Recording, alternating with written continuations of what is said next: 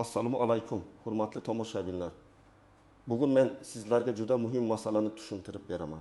Gaz yetkazib berish bo'yicha to'lov bekor bo'lgani va iyun avgustdan keyin gaz hisob kitoblarida qanday o'zgarishlar bo'lishi haqida gaplashamiz.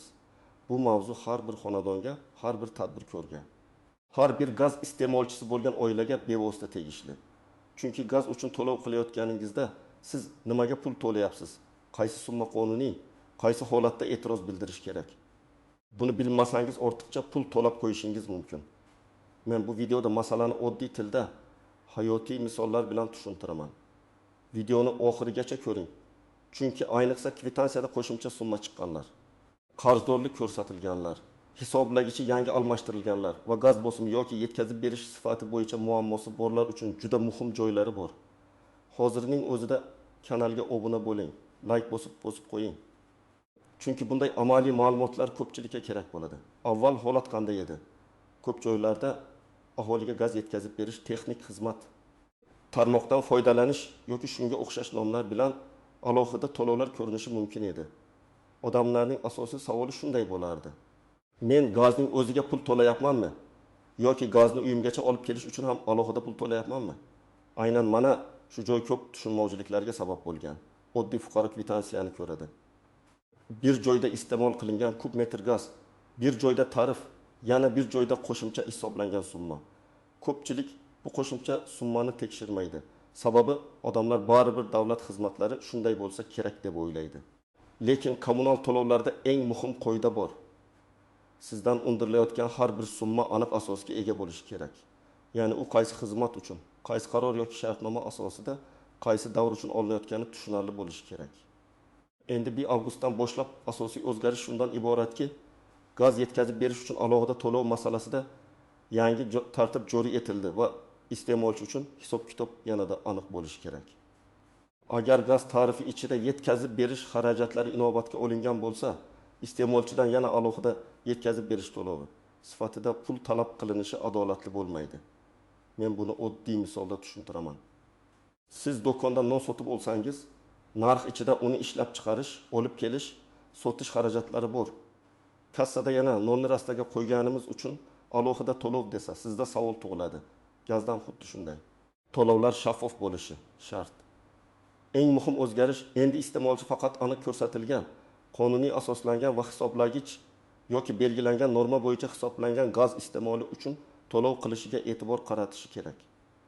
Agar kvitansiyada qo'shimcha satr chiqsa, bu nima uchun deb so'rashga to'liq haqqingiz bor. Ayniqsa iyun avgustdan keyin kelgan hisob kitoblarda eski tartibdagi noni xizmatlar, takroriy undirishlar yoki tushuntirilmagan qarzdorliklar bo'lsa, buni e'tiborsiz qoldirmang. Bu o'zgarishlarning maqsadi oddiy, aholiga tushunarli hisob-kitob berish, ortiqcha to'lovlarning oldini olish va gaz ta'minoti tashkilotlari bilan iste'molchilar o'rtasida kelib chiqadigan nizolarni kamaytirish. Chunki odam qachon norozi bo'ladi? U nimaga pul to'layotganini tushunmaganda. Hisoblagich ko'rsatkichlari mos kelmaganda, bir oyda odatdagidan 2-3 barobar ko'p summa chiqqanda yoki qarzdorlik bor deyilib, lekin uning qayerdan paydo bo'lgani aytilmaganda. Men ko'p uchratadigan holat shunday. Oila oyiga odatda 100 kub metr gaz ishlatadi. Tarif bo'yicha hisob-kitob qilinsa, ma'lum summa chiqadi. Lekin kvitansiyada bundan tashqari yana bir necha 10 ming so'm qo'shimcha yozilgan bo'ladi. Fuqaro borib so'rasa, bu yetkazib berish, bu xizmat, bu avvalgi davrdan qolgan degan umumiy javob eshitadi. Mana shu joyda siz hujjatli izoh talab qilishingiz kerak. Og'zaki javob yetarli emas. Chunki kommunal to'lovda pul masalasi faqat aniq hisob-kitob va asos bilan hal qilinadi. Birinchi navbatda oxirgi oylarda kvitansiyasida qo'shimcha satrlar paydo bo'lganlar hushyor bo'lishi kerak. Masalan, gaz yetkazish, transportirovka tarmoq xizmati, texnik xizmat, qayta hisob-kitob kabi nomlar bilan summa ko'rsatilgan bo'lsa, albatta aniqlashtiring. Men bu yerda hamma qo'shimcha to'lov noqonuniy deyotganim yo'q. Ba'zi xizmatlar haqiqatan ham alohida shartnoma yoki alohida buyurtma asosida bo'lishi mumkin. Masalan, uy ichidagi gaz jihozlarini ta'mirlash, yangi ulanish, loyihalashtirish, hisoblagichga noqonuniy aralashuv aniqlansa, qayta hisoblash kabi holatlar alohida ko'rib chiqiladi. Lekin oddiy gaz iste'moli uchun 2 marta pul undirilmasligi kerak. Ikkinchi toifa. Hisoblagichi yo'q yoki hisoblagichi ishlamay qolgan xonadonlar. Bunday holatda gaz iste'moli ko'pincha norma bo'yicha hisoblanadi. Norma bo'yicha hisoblashda oiladagi odamlar soni, uyda qanday gaz jihozlari borligi, isitish tizimi gazga ulanganmi yoki yo'qmi kabi omillar muhim bo'ladi. Agar sizning uyingizda 3 kishi yashasa, lekin tizimda 5 kishi deb ko'rsatilgan bo'lsa, siz ortiqcha to'lov qilayotgan bo'lishingiz mumkin. Yoki aksincha, eski ma'lumot bazasida uyda gaz plitasi va gaz kolonka bor deb turgan, aslida esa bittasi olib tashlangan bo'lishi mumkin. Bunday holatda ma'lumotlarni yangilash kerak. 3-toifa tadbirkorlar. Do'kon, novvoyxona, oshxona, issiqxona yoki kichik ishlab chiqarish joylari gazdan foydalansa, ular uchun tarif, limit, shartnoma shartlari va hisob-kitob tartibi aholiga qaraganda boshqacha bo'lishi mumkin. 1 avgustdan keyingi o'zgarishlar tadbirkorlik subyektlariga ham ta'sir qilishi mumkin, lekin hammasi shartnoma turiga bog'liq. Shuning uchun tadbirkorlar faqat kvitansiyaga qarab qolmasdan, gaz ta'minoti bilan tuzilgan shartnomani ham tekshirishi kerak. Ayniqsa yetkazib berish xizmati, quvvat band qilish, limitdan ortiq iste'mol kabi bandlar bor yo'qligini ko'rib chiqing. 4-toifa qarzdorlik ko'rsatilgan. Lekin qarz nimadan kelib chiqqanini bilmayotganlar. Ba'zan eski davrdagi hisob-kitoblar, hisoblagich ko'rsatkichlaridagi tafovut, bazadagi xato yoki qayta hisoblash sabab qarz chiqib qoladi. Siz bunday vaziyatda to'lang, bo'lmasa uzamiz degan gapga darhol rozi bo'lib pul to'lab yubormang. Avval qarzning davrma-davr tafsilotini so'rang. Qaysi oyda qancha kub metr yozilgan, qaysi tarif qo'llangan, qaysi sanada to'lov qilganingiz hisobga olingan. Qo'shimcha summa nimaga asoslangan? Agar sizda hisoblagich to'g'ri ishlayotgan bo'lsa, har oy ko'rsatkichlar o'z vaqtida olinayotgan bo'lsa, kvitansiyada faqat iste'mol qilingan gaz miqdori va tarif bo'yicha summa chiqayotgan bo'lsa, alohida xavotirga o'rin yo'q. Lekin baribir nazoratni bo'sh qo'ymang. Men har doim tavsiya qilaman. Har oy hisoblagich ko'rsatkichini telefoningizga suratga oling. Suratga sanab tushgani yaxshi. Keyin kvitansiyadagi ko'rsatkich bilan solishtiring. Bu odat keyinchalik nizoli vaziyatda sizni himoya qiladi. Masalan, iyul kuni hisoblagich IMX 500 kub metrni ko'rsatdi.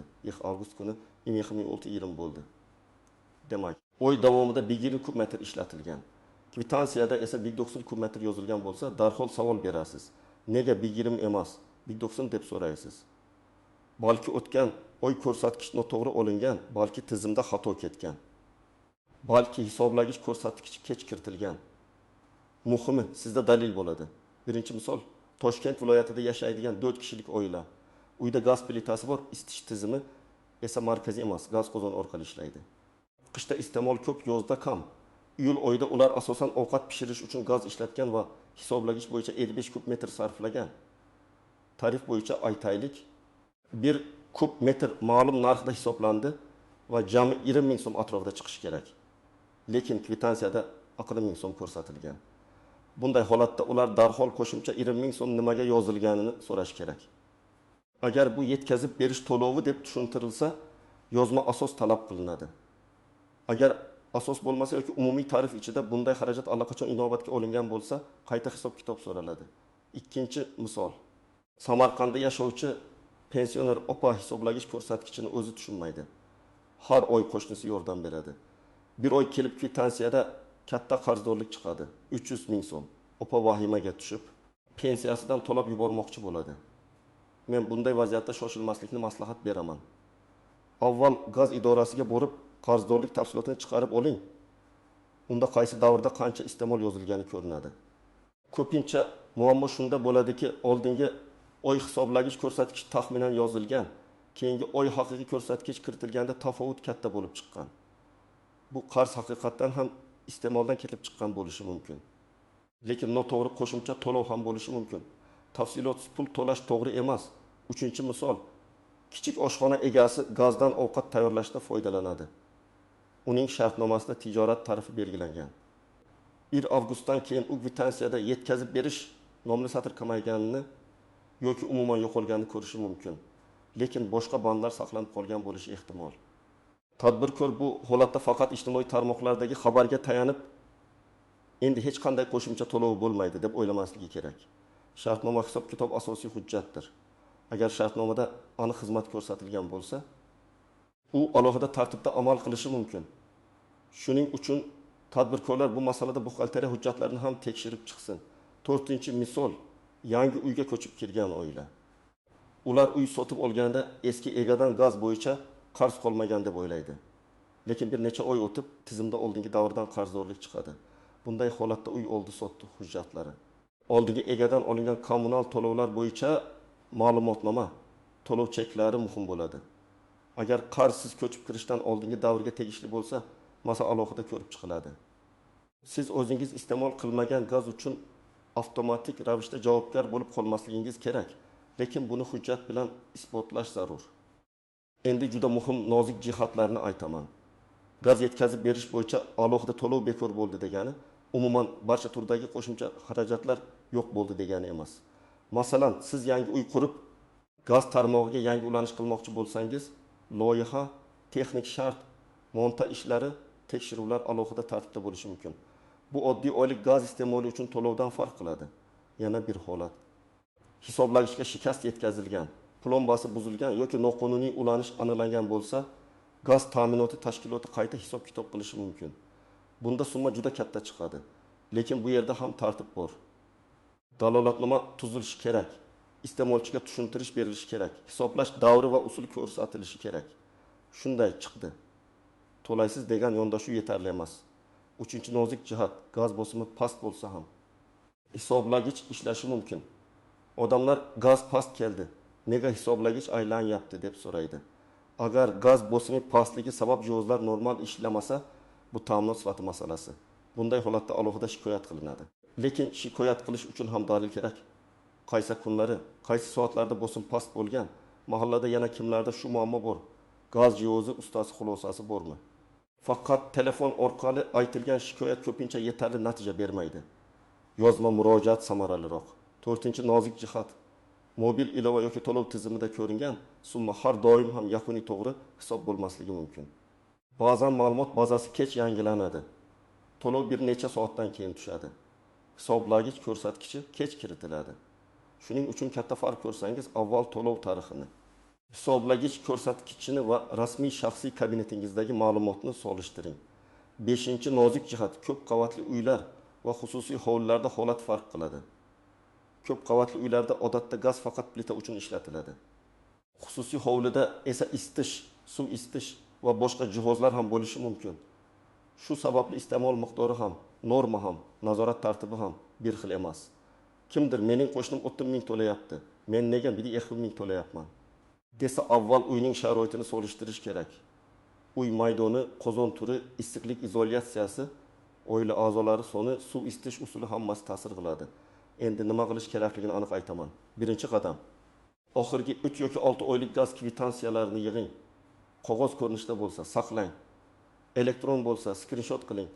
Har birida iste'mol qilingan kub metr tarif, umumiy summa va qo'shimcha satrlar bor yo'qligini ko'ring. Ayniqsa avgustdan oldingi va keyingi kvitansiyalarni solishtiring. O'zgarish aynan qayerda bo'lganini ko'rasiz. Ikkinchi qadam, hisoblagich ko'rsatkichini tekshiring. Hozir borib hisoblagichdagi raqamni suratga oling. Surat aniq bo'lsin, raqamlar ko'rinsin. Keyin oxirgi kvitansiyadagi ko'rsatkich bilan solishtiring. Agar farq mantiqan to'g'ri bo'lsa, yaxshi. Agar kvitansiyada hisoblagichdagidan katta raqam yozilgan bo'lsa yoki ko'rsatkichlar ketma-ketligi buzilgan bo'lsa, bu murojaat uchun asos bo'ladi. Uchinchi qadam, shaxsiy hisob raqamingiz bo'yicha tafsilotli ma'lumot so'rang. Gaz ta'minoti bo'limiga borganingizda qarzim qancha deb so'rash bilan cheklanmang. Menga oyma-oy hisob-kitob tafsilotini bering. Qaysi oyda qancha kub metr, qaysi tarif, qaysi qo'shimcha to'lov va qaysi to'lovlarim hisobga olinganini ko'rsatib bering deb ayting. Bu juda muhim jumla. Chunki umumiy summa muammoni ko'rsatadi. Tafsilot esa muammoning sababini ochadi. To'rtinchi qadam, agar qo'shimcha to'lovga rozi bo'lmasangiz, yozma ariza bering. Arizada shunday mazmunda yozish mumkin. Mening shaxsiy hisob raqamim bo'yicha 1 avgustdan keyingi davrda qo'shimcha to'lov hisoblangan. Ushbu to'lovning huquqiy asosi, hisoblash usuli va qaysi xizmat uchun undirilayotganini yozma ravishda tushuntirib berishingizni so'rayman. Agar hisob-kitobda xatolik aniqlansa, qayta hisob-kitob qilishni so'rayman. Arizaga kvitansiya nusxasi, hisoblagich surati, to'lov cheklari nusxasini ilova qiling. 5-qadam, arizani faqat og'zaki topshirmang. Qabul qilingan sanasi va raqami bo'lishi kerak. Agar idoraga borsangiz 2 nusxada yozing. biri ularda qoladi. Ikkinchisiga qabul qilinganligi haqida belgi qo'ydiring. Agar elektron murojaat yuborsangiz, murojaat raqamini saqlab qo'ying. Keyin murojaat qilmagansiz degan gap bo'lmasligi uchun bu juda kerak. 6-qadam, to'lov cheklarining hammasini saqlang. Ko'p odamlar plastik karta orqali to'laydi, keyin chekni saqlamaydi. Lekin bank ilovasidagi to'lov tarixi ham dalil bo'la oladi. Uni skrinshot qiling yoki yuklab oling. Chekda sana summa shaxsiy hisob raqami ko'rinishi kerak. Agar noto'g'ri shaxsiy hisob raqamiga to'lab yuborgan bo'lsangiz, bu ham alohida ariza bilan tuzatiladi. 7-qadam, agar javob sizni qoniqtirmasa, yuqori tashkilotga yoki iste'molchilar huquqlarini himoya qilish bo'yicha vakolatli organlarga murojaat qiling. Bunda hissiyot bilan emas, hujjat bilan gapiring. Mendan ortiqcha pul olyapti deyishdan ko'ra, mana kvitansiya, mana hisoblagich surati, mana to'lov cheki, mana arizamga berilgan javob, lekin qo'shimcha to'lovning asosi ko'rsatilmagan desangiz, murojaatingiz ancha kuchli bo'ladi. Agar siz gaz idorasiga ariza yozmoqchi bo'lsangiz, unda 3 ta asosiy narsa bo'lsin. Birinchisi sizning ma'lumotlaringiz, ism, familiya, manzil, telefon, raqam, shaxsiy hisob raqami. Ikkinchisi muammo. Qaysi oyda, qaysi summa, qaysi satr bo'yicha e'tirozingiz bor. Uchinchisi talab tushuntirish berilsin, hujjatli asos ko'rsatilsin, xato bo'lsa qayta hisob kitob qilinsin. Masalan, 2024 yil avgust oyi uchun hisob kitobda gaz yetkazib berish yoki boshqa qo'shimcha to'lov sifatida falon summa aks etgan. Ushbu summaning qaysi normativ hujjat va qaysi hisoblash usuli asosida qo'llanganini tushuntirib berishingizni so'rayman. Agar ushbu to'lov noto'g'ri hisoblangan bo'lsa, uni bekor qilib, shaxsiy hisobim bo'yicha qayta hisob kitob qilishni so'rayman. Mana shunday aniq yozilgan arizaga umumiy javob berish qiyinroq bo'ladi. Agar hisoblagich bilan muammo bo'lsa, arizada hisoblagich ko'rsatkichlari kvitansiyada aks etgan ko'rsatkichlarga mos kelmaydi deb yozing. Agar gaz bosimi past bo'lsa, falon sanalarda va falon vaqtlarda gaz bosimi past bo'lgani sabab gaz jihozlari normal ishlamadi. Ta'minot sifatini tekshirish uchun mutaxassis yuborishingizni so'rayman deb yozing. Har bir muammoni alohida va aniq yozish kerak. Birinchi xato, odamlar qarzdorlik chiqsa nimadanligini bilmasdan to'lab yuboradi. Men bunday qilishni tavsiya qilmayman. Agar qarz haqiqiy bo'lsa, albatta to'lash kerak. Lekin avval tushunib oling.